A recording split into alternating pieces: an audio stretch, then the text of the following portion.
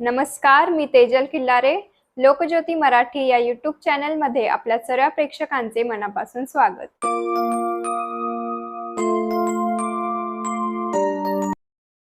समस्त महिला जनांना महिला दिनाच्या खूप खूप शुभेच्छा.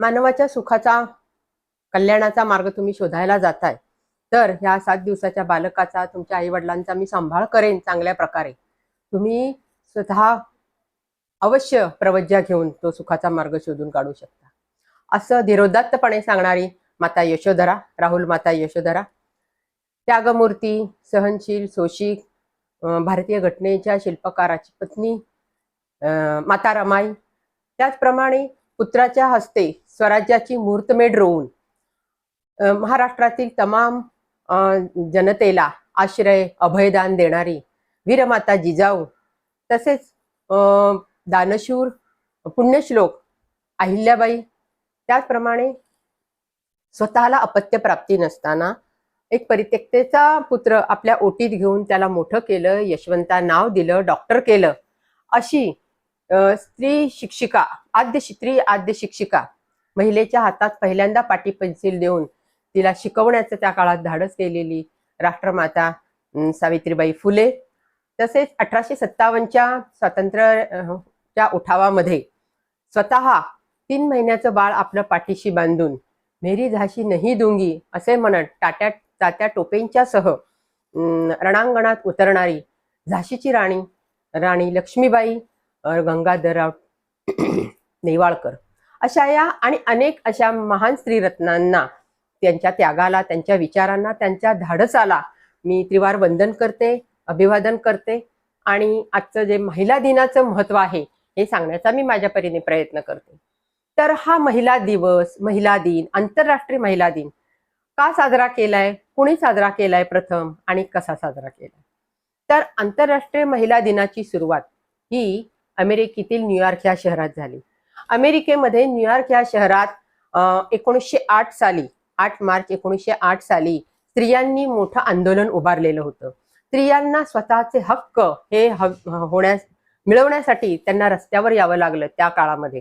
आणि 1908 साली 8 मार्चला जेव्हा या स्त्रिया रस्त्यावर उतरल्या त्यावेळेस त्यांच्या मागण्या अशा होत्या की आम्हाला वेतनवाढ हवी, त्यानंतर आम्हाला कामाचे तास कमी करायला हवेत, आणि महत्वाचं म्हणजे पुरुषांच्या बरोबरीने मताचा अधिकार हवा.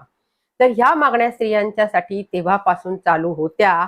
त्या 1910 मध्ये कोपनहेगन येथे आंतरराष्ट्रीय महिला परिषद भरवली गेली, आणि यामध्ये 17 देशांच्या जवळजवळ 101 स्त्री प्रतिनिधी तिथे हजर राहिलेल्या होत्या. आणि ह्याच परिषदेमध्ये क्लारा झेक्टिन या महिलेने एक प्रस्ताव मांडला की ह्या हक्कांबरोबरच आपण एक आंतरराष्ट्रीय महिला दिन आज रोजी म्हणजे 8 मार्च रोजी साजरा करायचा, की ज्या दिवशी ह्या स्त्रिया बाहेर पडलेल्या आहेत घराच्या बाहेर आपल्या हक्कांसाठी. आणि सगळ्यांना त्यांनी मंजुरी दिली. त्यावेळेसच्या 100 प्रतिनिधी होत्या 17 देशातल्या, त्यांनी मंजुरी दिली. आणि मग त्याचा प्रसार होत काही देशांमध्ये तो साजरा केला जात होता, नाही जात होता, केला जात होता, अशी प्रगती होत होत होत शेवटी 1975 साली युनो म्हणजे युनायटेड नॅशन ऑर्गनायझेशन या संस्थेने, न्यूयॉर्क मधील या संस्थेने 1975 साली 8 मार्च हा दिन आंतरराष्ट्रीय महिला दिन साजरा करावा असं फरमान सोडलं. आणि तेव्हापासून जगभरामध्ये हा दिवस आंतरराष्ट्रीय महिला दिन म्हणून साजरा केला जातो. तर 1908 मध्ये ही सुरुवात झालेली आहे. 1910 मध्ये आंतरराष्ट्रीय परिषद भरलेली आहे. मग आपल्या देशाचा, भारत देशाचा जर विचार करायचा झाला तर 1908 मध्ये भारतीय स्त्रियांची काय अवस्था होती याचा विचार करणं अतिशय महत्वाचं वाटतं. कारण 1908, 1910 आपल्याला माहित आहे की त्यावेळेस इंग्रजांचं राज्य होतं. राजकीय सत्ता इंग्रजांची असल्यामुळे त्यांच्या अंमलाखाली भारत देश चालत होता. ते म्हणेल तो कायदा, तो त्यामध्ये भारत देशाची वाटचाल चालू होती. आणि त्यातही सामाजिक म्हणजे चातुर्वर्ण्याधिष्ठित तिथे होती, चातुर्वर्ण्याधिष्ठित समाज व्यवस्था होती. आणि ह्यामध्ये आपल्याला सर्वांना माहिती आहे ब्राह्मण, क्षत्रिय, वैश्य आणि शूद्र ह्या 4 वर्णांमध्ये ही विभागणी केलेली असल्यामुळे शूद्र जो आहे त्याला वरच्या त्रिवर्णांची सेवा करायची, आणि वरच्या त्रिवर्णांच्या मधल्या स्त्रिया ज्या होत्या त्यांना शूद्राप्रमाणे वागणूक होती. म्हणजेच त्यांना कुठलाही शिकण्याचा हक्क नव्हता, शिक्षण घेण्याचा देण्याचा हक्क नव्हता. त्याच्यानंतर स्वतः कुठेही बाहेर पडून एखादं कार्य करण्याची त्यांना मुभा नव्हती. आणि शूद्राचं जीवन तर आपल्या सर्वांना माहीतच आहे की ह्या त्रिवर्णांची सेवा करायची, त्यांनी दिलेलंच वस्त्र घालायचे, त्यांनी दिलेलंच अन्न खायचंय, गावकुसाबाहेर एका गलिच्छ वस्तीमध्ये त्यांनी राहायचं आहे. आणि कुत्रे, गाढवं, खेचरं हे त्यांचे पाळीव प्राणी घेऊन त्यांनी या त्रिवर्णांची सेवा करायची आहे. आणि मग ह्या वरच्या त्रिवर्णांची व्यवस्था, स्त्रियांची काय अवस्था होती की त्यावेळेस जरटकुमारी विवाह एक पद्धती होती समाजामध्ये. आणि या जरटकुमारी म्हणजे एक 70 वर्षाचा माणूस, 70-75 अवघे पावणुशे वयोमान म्हटले वर्षाचा माणूस आणि 13-14 वर्षाची मुलगी ह्यांचा विवाह होत असे. आणि मग हा 70 वर्षाचा माणूस कालांतराने 10-5 वर्षाने मृत्यू पावत असे आणि ही मुलगी त्यावेळेस वयात येत असे 20-1 वर्षाची. आणि मग तिने सती जायचं, त्याच्याबरोबर सरणावर उडी घ्यायची आणि सती जायचं. किंवा जर ती मागे राहिली, सती गेली नाही, तर मात्र तिने विधवेचं जीणं असं भयानक तिला जगावं लागायचं. मग त्यावेळेस तिचं केशवपन केलं जायचं. केशवपन करून तिला अंधाऱ्या खोलीत ठेवलं जायचं. तिथे तिने सगळ्या घराची कामं करून तिला जे दिलंय तेच तिने खायचं. सूर्यप्रकाशापूर्वीच, सूर्योदयापूर्वीच तिने स्वतःचे विधी वगैरे अंधारातच उरकून पुन्हा एकदा आपल्या घरामध्ये बसायचं. शुभ प्रसंगी, कुठल्याही घरातल्या शुभ प्रसंगी तिने समाजामध्ये, घरामध्ये कधीही आपला चेहरा दाखवायचा नाही, तिचं अपशकुनी मानलं जायचं. असं वाईट जीर्ण स्त्रियांच्या वाटेला त्यावेळेस होतं. आणि त्या काळामध्ये सावित्रीबाईंनी मोठं पाऊल उचललेलं होतं. सावित्रीबाईंनी जो काळ असा होता की अंधश्रद्धा, रूढी, परंपरा, जर स्त्री शिकली तर त्यांच्या पुरुषांच्या ताटात आळ्या बनून येतील, असे भाकड कथा कल्पना त्यामध्ये समाजात असत. आणि त्याच निर्धार करून महात्मा ज्योतिबा फुले आणि सावित्रीबाई फुले यांनी स्वतः बाहेर पडून स्त्रियांच्या हातात लेखणी दिली, स्वतः शेणामातीचे गोळे झेलले आणि प्रत्येक स्त्रीला शिकण्यासाठी आग्रह केला. आणि आपल्याला माहिती की भिडेवाड्यामध्ये महात्मा फुलेंनी शाळा काढली. 6 जणी पहिल्यांदा होता, मुक्ता साळवे, तत्ते, जनी कार्डिले, फातिमा शेख वगैरे स्त्रिया तिथे त्यावेळेस शिकू लागल्या. त्यावेळेस जी मंडळी ज्यांना कळत होतं त्या मंडळींनी आपल्या मुली पोत्यात घालून शाळेमध्ये, सावित्रीबाईंच्या शाळेमध्ये आणत होते आणि तिथे सुधारणा होत असे. आणि ह्या धर्ममार्गाच्या आधिपत्याखाली त्यांच्या समाजकंटकाच्या अत्याचाराला बळी पडलेल्या स्त्रियांसाठी सुद्धा सावित्रीबाईंनी त्यावेळेस कार्य केलेलं आहे. म्हणजे ह्या अशा अंधश्रद्धेच्या गुरफटलेल्या वर्णाश्रमाच्या समाज व्यवस्थेमध्ये स्त्रीचे अतोनात हाल जगताना होत असे. मग एवढंच काय की आपल्याला माहितीये की आनंदीबाई जोशी, कल्याणच्या आनंदीबाईशी डॉक्टर झाल्या त्यांना परंतु क्षयाच्या रोगाने त्यांना ग्रासलं. त्यांना बाहेरच्या देशात जाऊन त्यांना उपचार करायचे होते, अजून त्यांना शिकायचं होतं, रुग्णांची सेवा करायची होती. परंतु धर्म मार्तंडांनी पुन्हा एकदा धर्म बुडेल, धर्म बुडेल, 7 समुद्र पलीकडे गेल्यानंतर धर्म बुडतो, अन्याय होतो असं म्हणून त्यांना कुठेही जाऊ दिलं नाही. शेवटी क्षयाच्या रोगाने त्यांचा अगदी म्हणजे मला वाटतं 21-22व्या वर्षी त्यांचा मृत्यू झाला. म्हणजे केवढंही बंधनं त्यांच्यावर लादली होती स्त्रीने. कशी जगत असेल त्यावेळेस स्त्री. आणि मग आपल्याला सगळ्यांना माहित आहे की 1891 साली ज्ञानसूर्य डॉक्टर बाबासाहेब आंबेडकरांचा जन्म झाला आणि त्यानंतर त्यांनी अस्पृश्यतेचं जीर्ण सगळं स्वतः जगले, मोठे झाले. आजूबाजूला स्त्रियांची परिस्थिती त्यांनी पाहिली आणि महाडच्या चौदार तळ्याचा जेव्हा सत्याग्रहाच्या वेळेस सगळ्या स्त्रिया त्यांना जमलेल्या होत्या, त्यावेळेस त्यांनी अस्पृश्य स्त्रियांना सुद्धा त्यांनी सांगितलेलं होतं की अशा फाटक्या जुन्या साड्या नेसू नका, स्वच्छ धुवा, स्वच्छ राहा, असं सांगावं लागलंय बाबासाहेबांना त्यावेळेस. आणि कतलाचे पत्र्याचे दागिने नसतील तर घालू नका, पण कतलाचे पत्र्याचे दागिने घालू नका, अशी सुधारणा करत करत करत मग शेवटी बाबासाहेबांनी जे म्हणतात ना, सोन्यानं भरली ओटी, एक कवयित्री म्हणते, गायिका, की खरोखरच स्त्रियांचे तमाम हक्क बाबासाहेबांनी आपसूक आमच्या स्त्रियांच्या पदरात घातले. म्हणजे कुठल्याही जाती धर्माची स्त्री असो, तिने बाबासाहेबांचे आज उपकार संविधानामध्ये त्यांनी घातलेले आहेत. आपल्याला माहित आहे की जेव्हा घटनेमध्ये त्यांनी हिंदू कोड बिल नावाचं जे बिल संसदेमध्ये समजावून सांगितलं, त्यावेळेस ते राजकारणी, धर्ममार्तंड राजकारण्यांनी हिंदू कोड बिल नाकारलं बाबासाहेबांनी. बाबासाहेबांना माहित होतं की जेव्हा एखाद्या देशाची प्रगती होते तेव्हा त्या देशातली स्त्री प्रगतशील असते, परंतु आपल्या देशामध्ये स्त्री जर प्रगत होत नसेल तर देशाची प्रगती होऊ शकत नाही, हे माहीत होतं. आणि बाबासाहेबांनी अगदी विषण्ण मनाने मग शेवटी कायदेमंत्री पदाचा त्यावेळेस राजीनामा दिलेला होता. आणि याच हिंदू कोड बिलातील जी जी काही कलमं होती तीच सुधारित घटना, घटना सुधारणे ह्या खाली त्यांनी एक एक एक एक कलम राज्यकर्त्यांनी प्रत्येक आपल्या सोयीनुसार बाहेर काढली. मग ते स्त्रियांना आरक्षण असेल, 33% आरक्षण असेल, किंवा मुलगी जन्मल्यानंतर ठराविक रक्कम तिच्या नावावर करणं असेल, सगळं सगळं काही, बाळंतपणाच्या रजा असतील, पुरुषाच्या खांद्याला खांदा लावून शिक्षण घेणं, परदेशी शिक्षण घेणं, परदेशात वास्तव्य करणं, तिथे नोकऱ्या करणं, किंवा सामाजिक कार्य करणं, राजकारणामध्ये खंबीरपणे उभं राहणं, ह्या सगळ्यांना बाबासाहेबांनी घटनेमध्ये अशी तरतूद केली. म्हणजे पाश्चात्य देशामध्ये त्यावेळेस स्त्रियांना उतरावं लागलं, पण भारतीय स्त्रियांना मात्र बाहेर लढा द्यावा लागला नाही. तर आपसुकच त्यांना ते मिळालं. आणि आपसुक मिळाल्यामुळेच की काय, स्त्रियांना ते बाबासाहेब आठवत नाहीये. संसदेत बाबासाहेबांनी जेव्हा हिंदू कोड बिला समजावून सांगितलं त्यावेळेस अनेकांचे चेहरे पडलेले होते की आता धर्म बुडणार, स्त्री बाहेर पडणार, खांद्याला खांदा लावून काम करणार. आणि मग ह्याची प्रचिती काय आली आपल्याला माहित आहे की राजकारणी पहिल्या पंतप्रधान इंदिरा गांधी झालेल्या आहेत, पहिल्या राष्ट्रपती प्रतिभाताई पाटील आहेत. एवढी अवकाशात भरारी घेतलेली आहे स्त्रियांनी भारतामध्ये. मग कल्पना चावला असतील, सुनीता विल्यम असतील. क्रीडा क्षेत्रामध्ये प्रगती झालेली आहे. आपल्याला माहिती आहे टेबल टेनिसमध्ये सायना नेहवाल नावाची खेळाडू आहे.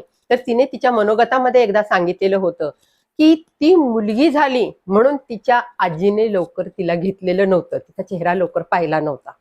म्हणजे एकीकडे मुलींना सुधारायचं, त्यांना क्षेत्रामध्ये भाग घेऊ द्यायचा, पण मुलगी झाली म्हणून तिच्याकडे दुर्लक्ष करायचं, अशी ही सुधारणावादी उच्चवर्णीय लोकांमध्ये अजूनही पद्धत आहे असं म्हणायला हरकत नाही. म्हणून स्त्री भ्रूण हत्याचा कायदा सरकारला इथे अंमलात आणावा लागला.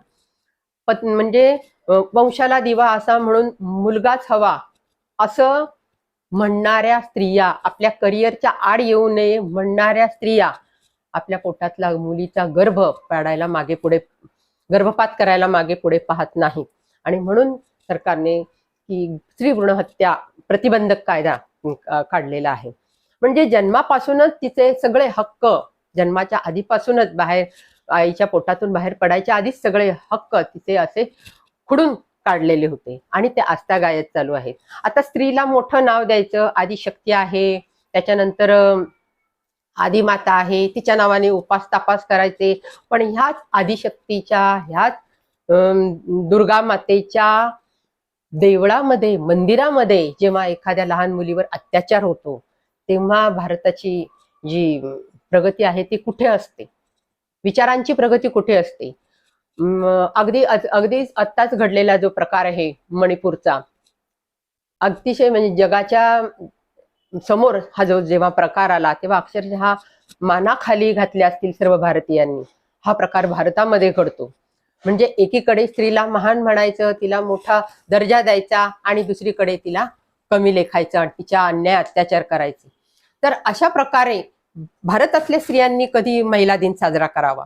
तर आंतरराष्ट्रीय महिला दिन आपण साजरा करूच करू, परंतु ह्याचे उपकार जे आहेत, सगळ्या सुखसुविधा देणाऱ्या स्त्रियांना खांद्याला खांदा लावून पुरुषाबरोबर काम करण्यासाठी संसदेमध्ये, आपलं संविधानामध्ये बाबासाहेबांनी जी तरतूद केलेली आहे, तर प्रथम बाबासाहेबांना आपण आठवलं पाहिजे, त्यांना वंदन केलेलं पाहिजे. कारण ती स्त्री जी असते ती स्वतः माता असते, बहीण असते, मैत्रीण असते, सून असते, मुलगी असते, सगळी नाती तिला सांभाळून घ्यावी लागतात. एवढंच की समजा अगदी एखाद्या घरामध्ये एखादी सामाजिक कार्यकर्ती स्त्री असेल तर तिलाही आजही घरामधून बारीकसा विरोध होत असतो. तिला आजूबाजूच्या नातेसंबंधातून तिला सुद्धा टोचण्यात टक्के टोणपे तिला अजूनही खावे लागतात. ती तशी दहशतीतून ती बाहेर पडत ती धाडसाने पुढे जाते ती गोष्ट वेगळी, परंतु आजही तिला ते स्वीकार, घरातल्या माणसांचा नकार जो आहे तो स्वीकारावा लागतो आणि पुढे वाटचाल करावी लागते. एवढंच नव्हे तर आपल्याला माहित आहे की झाशीची राणी ज्या वेळेस लढायला बाहेर पडलेली होती त्यावेळेस तिला किती नकार आले असतील किंवा तिला किती बंधनं आली असतील. सावित्रीबाईंचा काळ तर खूप आधीचा होता, परंतु झाशीची राणी 1857च्या उठावातली तिने 2 हात केलेले आहेत पुत्राला, दामोदरला पाठीशी बांधून. 3 महिन्याचं बाळ ते. कालांतराने ते बाळही तिच्या हातून ते निघून गेलं, परंतु ती बदली नाही. तर अशा ह्या सर्व स्त्रियांना माझ्या समस्त सांगणं हेच आहे की आपण आंतरराष्ट्रीय महिला दिन साजरा करत असताना बाबासाहेबांनी संविधानात दिलेल्या तरतुदी आपल्यासाठी किती महत्वाच्या आहेत आणि त्या आपण आज अंमलाखाली आणतोय, त्याच्यावर आपण वागतोय म्हणून त्याची आठवणही ठेवली पाहिजे. त्यागमूर्ती रमाबाईंनी त्यासाठी त्याग केलेला आहे. स्वतःची बाळं गेली तरी तिने मूकपणे सहन केलेलं आहे. किंवा जिजामाता शहाजी भोसले अर्थात शिवबांच्या माता जिजाई यांनी सुद्धा पुत्राला हाताशी धरून गोरगरीब जनतेला आश्रय दिलाय, अभय दिलाय. ह्या सगळ्यांचं स्मरण आजच्या दिवशी आपण केलं पाहिजे. आणि मग ती स्त्री जर ती तुडवली तर ती नागिण आहे, डिवचली तर ती वाघीण पण आहे, त्याच्यानंतर कडाडली तर ती वीजही आहे आणि तिच्या गर्भामध्ये भविष्याचं बीजही आहे. तर मला वाटतं की आजच्या ह्या आंतरराष्ट्रीय महिला दिनी परदेशातला आंतरराष्ट्रीय महिला दिन त्यांनी कसा साजरा केलाय की स्वतः बाहेर पडून स्वतःचे हक्क मागून घेतलेत आणि आम्हाला मात्र घटनेने ते बहाल केलेले आहेत. तर तेही आपण लक्षात ठेवलं पाहिजे. कारण जे 1996 साली एक थीम त्यांनी काढलेली होती आंतरराष्ट्रीय महिला परिषदेमध्ये आणि त्या 3 रंगांची प्रतीकं असलेला तो बॅच त्यांनी तयार केलेला होता परदेशामध्ये. तर त्यामध्ये जो जांभळा रंग आहे, पहिला जांभळा रंग, तो न्यायाचा आणि प्रतिष्ठेचं प्रतीक. म्हणजे स्त्रीला न्याय मिळाला पाहिजे, तिला प्रतिष्ठित जीवन मिळालं पाहिजे, जगायला मिळालं पाहिजे पुरुषांच्या बरोबरीने. त्यानंतर दुसरा रंग आहे तो हिरवा रंग, आशेचं प्रतीक म्हटलंय. आज ना उद्या समस्त सगळ्या जगातल्या सगळ्याच देशातल्या महिलांची प्रगती होईल, त्या पुढे येतील, त्या शिकून शिवरून सक्षम होतील, स्वतःचा सांभाळ स्वतः करू शकतील, किंबहुना कुटुंबाचा करू शकतील. तर त्यासाठी न्यायात आपलं आशेचा हिरवा रंग आणि शेवटी पांढरा रंग हा शुद्धतेचा पावित्र्याचा रंग. आणि ह्या आपल्याला माहितीये बाबासाहेबांनी म्हटलंय की कुठलीही स्त्री ही शुद्ध चरित्राची स्त्री असल्याशिवाय ती स्वातंत्र्य उपभोगू शकत नाही. आणि ह्याच घटनेच्या धाग्यामध्ये स्वातंत्र्य, समता आणि न्याय, समान न्याय हे सगळे हक्क बाबासाहेबांनी आपल्याला दिलेले आहेत. म्हणून त्या दिवशी आपण त्यांचं स्मरण केलं पाहिजे, त्यांच्या विचारांना पुजलं पाहिजे आणि मग आपला आंतरराष्ट्रीय महिला दिन मोठ्या उत्साहाने साजरा केला पाहिजे. तसं बनण्याचा प्रयत्न आपण केला पाहिजे. विविध क्षेत्रात महिला आहेत, मगाशी सांगितल्याप्रमाणे प्रतिभा पाटीलही आहेत, क्रीडा क्षेत्रात महिला आपल्या गाजवता आहेत. त्याच्यानंतर अंतराळामध्ये सुनीता विल्यम, कल्पना चावला या महिला गेलेल्या आहेत. रेल्वे चालकही आजकाल मेट्रो जी ट्रेन आहे त्यामध्येही अनेक महिला मुली आज तिथे काम करत आहेत. इंजिनियर मुली, परदेशामध्ये मुली गेलेल्या आहेत, त्या शिकता आहेत, तिथे चांगला जॉबही करता आहेत. परंतु त्यांना बाबासाहेबांनी दिलेले जे हक्क आहेत संविधानामध्ये ते त्यांनी जरूर आठवावेत, एवढी सर्व समस्त स्त्रियांना नम्र विनंती. आणि सर्व स्त्रियांना पुन्हा एकदा आंतरराष्ट्रीय महिला दिनाच्या शुभेच्छा देते. जय भीम, जय बुद्ध, जय भारत. लोकज्योती मराठी या यूट्यूब चॅनलला सबस्क्राईब नसेल केलं तर सबस्क्राईब करा, लाईक करा. धन्यवाद.